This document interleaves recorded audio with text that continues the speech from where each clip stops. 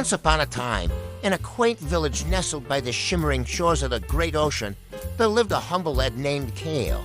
Kale was known throughout the village for his remarkable skill in fishing, inherited from his father, who had taught him the secrets of the sea since he was but a wee lad. One fateful morning, as the sun kissed the horizon with hues of gold and crimson, Kale set out to the sea with his trusty fishing rod in hand. As Kale cast his line into the depths, a sudden tug jolted his rod, nearly sending him tumbling into the briny waters. With all his might, he reeled in his catch, expecting to find a bountiful fish.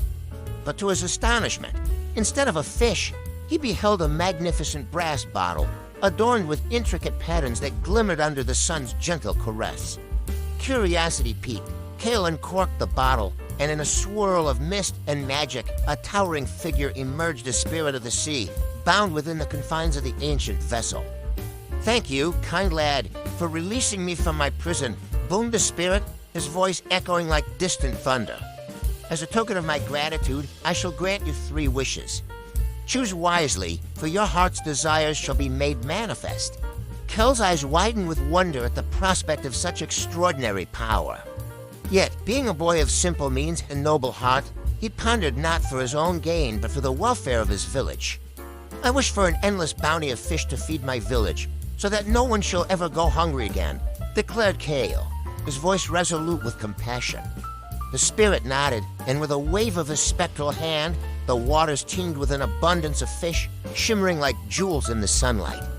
Kale's heart swelled with joy as he witnessed the grateful smiles of his fellow villagers, their bellies filled with nourishment and hope. "For your second wish, my young friend, what do you desire?" inquired the spirit, his eyes gleaming with admiration for Kale's selflessness. Kale pondered deeply, his thoughts drifting to his aging mother, whose health had been waning with each passing day. With a determined gaze, he spoke, "I wish for my mother to be granted good health and happiness for the rest of her days, free from pain and sorrow." Once more, the spirit granted Kale's wish as the sun dipped beneath the horizon, casting a golden glow upon the village. Kale returned home to find his mother radiant with newfound vigor, her laughter echoing through their humble cottage like a melody of joy. With only one wish remaining, Kale felt a pang of uncertainty. He could have anything his heart desired, yet he found himself torn between his own desires and the greater good of his village. But as he gazed upon the twinkling stars reflected in the tranquil waters, a newfound resolve stirred within his soul.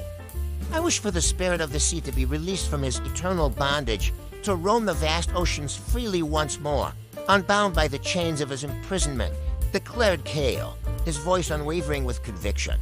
Touched by Kale's noble spirit and selfless deeds, the spirit smiled, his essence merging with the boundless expanse of the sea. In a dazzling display of light and color, he vanished into the depths, leaving behind a legacy of gratitude and wonder. And so, with the dawn of a new day, Kale returned to his life as a humble fisherboy, his heart brimming with the joy of selflessness and the knowledge that true magic lies not in wishes granted but in the kindness of one's deeds.